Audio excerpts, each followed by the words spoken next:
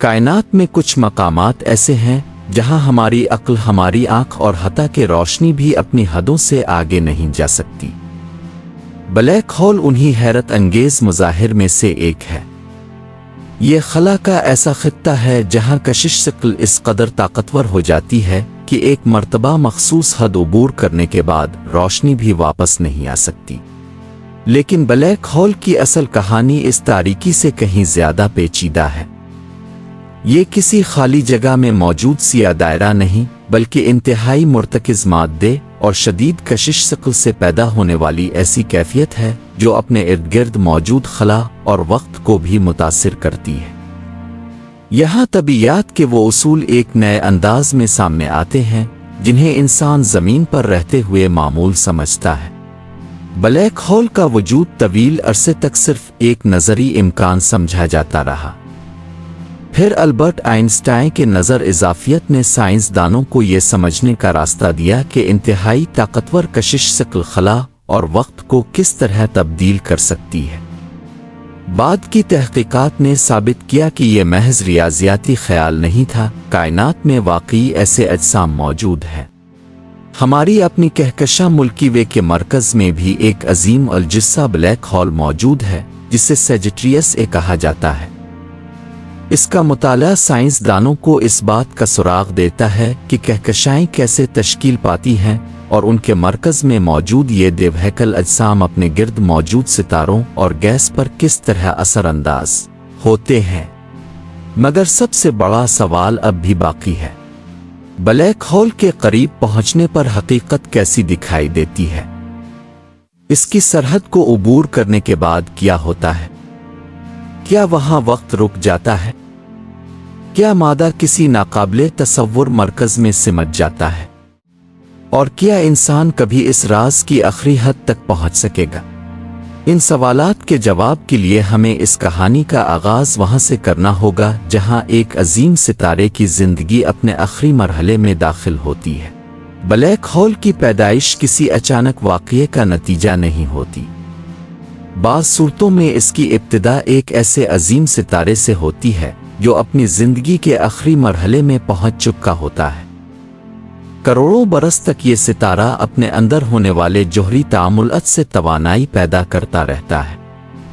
یہی توانائی اس کے اندرونی دباؤ کو قائم رکھتی ہے، جبکہ اس کا بے پناہ وزن اسے مسلسل اندر کی طرف کھینچتا ہے۔ یہ ایک حیرت انگیز توازن ہوتا ہے۔ ستارے کی کشش ثقل اندر کی طرف دباؤ ڈالتی ہے، جبکہ اندر پیدا ہونے والی توانائی اس دباؤ کا مقابلہ کرتی ہے۔ لیکن جب اس کے مرکز میں قابل استعمال ایندھن کم ہونے لگتا ہے تو یہ توازن برقرار نہیں رہتا۔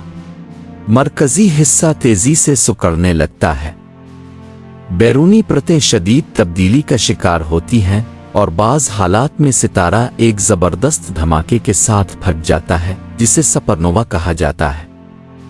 چند لمحوں میں اتنی توانائی خارج ہو سکتی ہے کہ اس کا موازنہ ایک عام ستارے کی طویل زندگی میں خارج ہونے والی توانائی سے کیا جا سکتا ہے۔ لیکن اصل حیرت دھماکے کے بعد شروع ہوتی ہے۔ اگر باقی رہ جانے والے مرکز کا حجم اور کمیت ایک مخصوص حد سے زیادہ ہو تو کوئی معلوم قوت اس سکڑاؤ کو روک نہیں سکتی۔ مادہ مسلسل اندر کی طرف سمٹتا چلا جاتا ہے اور کشش ثقل ناقابل تصور حد تک طاقتور ہو جاتی ہے۔ یہی وہ مرحلہ ہے جہاں ایک عظیم ستارے کا انجام ایک نئے فلکیاتی وجود کی ابتدا بن سکتا ہے۔ باہر سے دیکھنے والے کے لیے وہاں صرف ایک تاریک خطہ دکھائی دے گا، مگر حقیقت میں اس کے گرد خلا کی ساخت ہی تبدیل ہو چکی ہوتی ہے۔ ایک ایسی سرحد وجود میں آتی ہے جسے ایونٹ ہورائزن کہا جاتا ہے۔ یہ سرحد بلیک ہول کی سب سے اہم حدود میں سے ایک ہے۔ اسے عبور کرنے کے بعد واپس نکلنے کے لیے روشنی سے بھی زیادہ رفتار درکار ہوگی، جبکہ کائنات کے موجودہ قوانین کے مطابق روشنی سے تیز سفر ممکن نہیں۔ لیکن سوال یہ ہے کہ ایونٹ ہورائزن کے اندر پہنچنے کے بعد آخر کیا ہوتا ہے؟ اس راز کو سمجھنے کے لیے ہمیں بلیک ہول کی اس سرحد کے قریب جانا ہوگا جہاں وقت اور خلا کے بارے میں ہماری عام سمجھ بوجھ ایک غیر معمولی موڑ اختیار کرتی ہے۔ بلیک ہول کے گرد ایک ایسی سرحد موجود ہوتی ہے जहां पहुंचने के बाद वापसी मुमकिन नहीं रहती। इसे इवेंट होराइजन कहा जाता है। ये कोई ठोस सतह दीवार नहीं बल्कि खला की एक ऐसी हद है जहां ब्लैक होल की कशिश शक्ल फरार की तमाम मुमकिन राहें बंद कर देती है। इस मकाम से बाहर मौजूद रोशनी अभी कायनात की तरफ सफ़र कर सकती है, लेकिन सरहद के अंदर दाखिल होने के बाद इसके तमाम मुमकिन रास्ते ब्लैक होल के मरकज़ की तरफ जाते हैं। यहाँ एक हैरान कुन मजहर सामने आता है। अगर कोई शख्स दौर से ब्लैक होल की तरफ गिरती हुई किसी चीज़ को देखे तो इसे ऐसा महसूस हो सकता है कि वो जिस्म इवेंट होराइजन के करीब पहुंचकर इंतहाई आहिस्ता हो रहा है, लेकिन खुद इस जिस्म के नुक्ताए नज़र से सूरत हाल मुख्तलिफ होगी। यानी ब्लैक होल सिर्फ माद्दे को अपनी तरफ नहीं खींचता बल्कि इसके करीब वक्त और खला का रवैया भी बदल जाता है। मगर इवेंट होराइजन सिर्फ आगाज है। इसके अंदर क्या मौजूद है, ये सवाल आज भी जदीद तबीयत के सबसे बड़े मामूहे में शामिल है। इसी मकाम से हमारी अगली मंजिल शुरू होती है, जहां ब्लैक होल का मरकज हमारी मौजूदा समझ को एक इंतहाई मुश्किल इम्तिहान से दोचार करता है। इवेंट होराइजन के अंदर दाखिल होने के बाद ब्लैक होल की असल गहराई शुरू होती है। साइंस के मौजूदा नजरियात के मुताबिक मादा मुसलसल एक ऐसे मरकजी खित्ते की तरफ बढ़ता है जिसे सिंगुलैरिटी कहा जाता है। ये वो मकाम है जहां हमारी मौजूदा तबीयत इंतहाई पेचीदा सूरत इख्तियार कर लेती है। आइंस्टाइन की अमूमी इजाफियत के मुताबिक यह मादा नाकाबिले तसव्वुर हद तक मुर्तकिज हो सकता है और खला और वक्त की साख्त शदीद तौर पर खमीदा हो जाती है। लेकिन यहाँ एक बुनियादी मसला पैदा होता है। हमारी मौजूदा तबीयत सिंगुलैरिटी की मुकम्मल वजाहत नहीं कर पाती। इसका मतलब ये नहीं कि साइंस ने जवाब तलाश करना छोड़ दिया है, बल्कि ये इस बात की अलामत है कि हमें कशिश शक्ल और क्वांटम दुनिया को एक ही नज़रिए में समझने के लिए मज़ीद तहकीक की ज़रूरत है। इसीलिए ब्लैक होल सिर्फ एक फलकियाती जिस्म नहीं बल्कि जदीद साइंस के लिए एक बहुत बड़ा सवाल है। अगर कभी इंसान इस राज को मुकम्मल तौर पर समझने में कामयाब हो गया तो मुमकिन है हमें खला, वक्त और खुद कायनात की बुनियादी साख्त के बारे में ऐसी मालूमात हासिल हों जिनका आज सिर्फ तसव्वुर किया जा सकता है। लेकिन ब्लैक होल की हैरत यहाँ ख़त्म नहीं होती। इसके करीब मौजूद वक्त भी हमारी रोज़मर्रा दुनिया जैसा नहीं रहता। ब्लैक होल की सबसे हैरान कुन खुसूसियात में से एक इसका वक्त पर असर है। आइंस्टाइन की अमूमी इजाफियत के मुताबिक शदीद कशिश शक्ल के मैदान में वक्त निस्बतन सुस्त रफ्तार से गुजरता है। जैसे जैसे कोई जिस्म ब्लैक होल के करीब पहुंचता है, दूर मौजूद मुशाहदे के मुकाबले में इसकी घड़ी की रफ्तार कम होती दिखाई दे सकती है। इसका मतलब ये नहीं कि इस शख्स के लिए वक्त अचानक रुक जाएगा, इसके अपने तजर्बे में वक्त मामूल के मुताबिक गुजरेगा। असल फ़र्क मुख्तलिफ मकामात पर मौजूद मुशाहिदियन के दरमियान पैदा होता है। यही तसव्वुर एक हैरत अंगेज इम्कान सामने लाता है। अगर कोई शख्स ब्लैक होल के करीब कुछ वक्त गुजार कर वापस आ सके तो मुमकिन है दूर मौजूद किसी दूसरे शख्स के मुकाबले में इसके लिए कम वक्त गुजरा हो। ये असर सिर्फ ब्लैक होल तक महदूद नहीं, ज़मीन पर भी मुख्तलिफ बुलंदियों और कशिश शक्ल के फ़र्क की वजह से इंतहाई मामूली सतह पर वक्त की रफ्तार बदलती है। ब्लैक होल के करीब यही असर गैर मामूली हद तक ताकतवर हो जाता है। लेकिन अगर कोई जिस्म बहुत ज़्यादा करीब पहुंच जाए तो एक और ख़तरा सामने आता है जो वक्त से भी ज़्यादा तबाकुन है।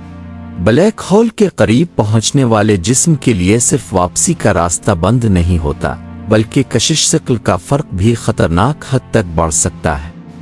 फर्ज करें कोई शख्स ब्लैक होल की तरफ पांव पहले गिरता है। इसके पांव ब्लैक होल के निस्बतन करीब होंगे जबकि सर कुछ दूर। दोनों हिस्सों पर कशिश शक्ल यकसा नहीं होगी।